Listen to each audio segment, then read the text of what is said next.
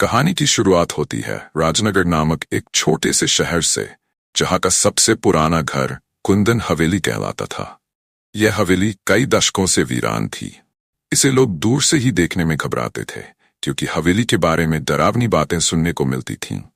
कहा जाता था कि जो भी इस हवेली के अंदर गया वो कभी वापस नहीं आया।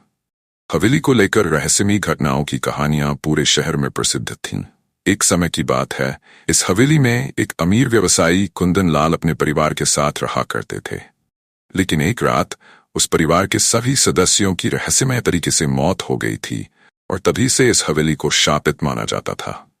हवेली के आसपास रहने वाले लोग अक्सर वहां से आती चीखों और रोने की आवाजों का जिक्र करते थे, जो रात के अंधेरे में और भी भयानक हो जाती थीं। कुछ लोगों ने दावा किया कि उन्होंने हवेली की खिड़कियों में किसी साये को चलते हुए देखा है। रहस्य से भरी शुरुआत शहर के युवाओं का एक ग्रुप, जो एडवेंचर और रहस्यमयी चीजों में दिलचस्पी रखता था, उन भूतिया कहानियों पर विश्वास नहीं करता था।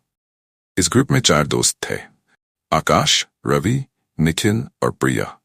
एक दिन आकाश ने अपनी बाकी दोस्तों को चुनौती दी कि वे सब मिलकर उस हवेली में रात बिताएंगे और सच का पता लगाएंगे। रवि और निखिल थोड़े डरे हुए थे, लेकिन प्रिया ने हिम्मत दिखाते हुए आकाश की चुनौती को स्वीकार कर लिया।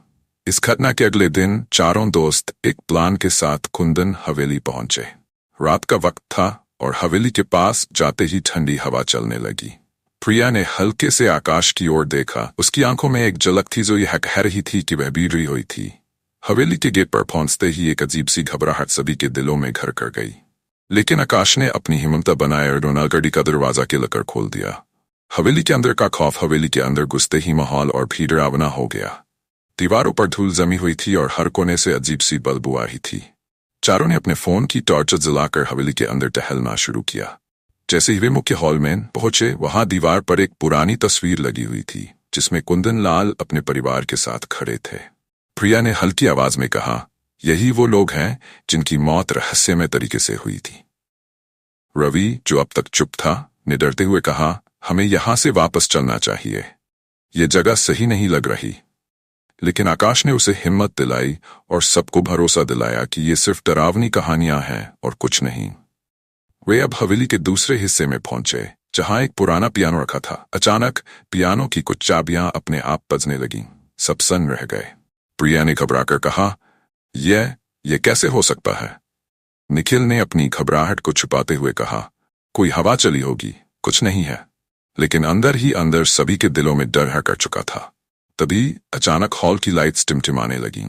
हालांकि वहां बिजली नहीं में वही डर देखा, तब उसे एहसास हुआ कि कुछ गड़बड़ है। रवि और निखिल ने डर के मारे भागने की कोशिश की, लेकिन जैसे ही वे दरवाजे के पास पहुंचे, दरवाजा जोर से बंद हो गया। अब चारों हवेली में फंस चुके थे। अचानक दीवारों पर खून के निशान उभरने लगे और हवा में एक अजीब सी गंध फैल गई। तभी एक दरवाजा खुला और उसके पीछे से एक भयानक आकृति निकली। वह एक साया था जो हवा में तैरता हुआ चारों के पास आ रहा था। सबकी सांसें थम गईं। वह साया धीरे धीरे पास आता जा रहा था और उसकी आंखों में आग सी जल रही थी। सच्चाई का खुलासा उस साये ने जोर से चिल्लाते हुए कहा, तुम यहां क्यों आए हो? यह हवेली श्रापित है। यहां से जो भी जाएगा वह जिंदा नहीं बचेगा। आकाश ने हिम्मत जुटाते हुए पूछा, तुम कौन हो? साया अब और भी खौफनाक हो गया था। उसने कहा, मैं कुंदन लाल का परिवार हूं। हमें धोखे से मारा गया था और तब से हमारी आत्माएं यहां कैद हैं। प्रिया ने साहस दिखाते हुए पूछा, किसने तुम्हें मारा? साया ने कहा, हमारे नौकर ने हमारी हत्या कर दी थी ताकि वह हमारी दौलत हासिल कर सके। लेकिन मरने के बाद भी हम चैन से नहीं रह पाए। हमारी आत्माएं इस हवेली में फंसी हुई हैं। जब तक कोई हमारे लिए न्याय नहीं करेगा, हम कभी मुक्त नहीं हो सकते।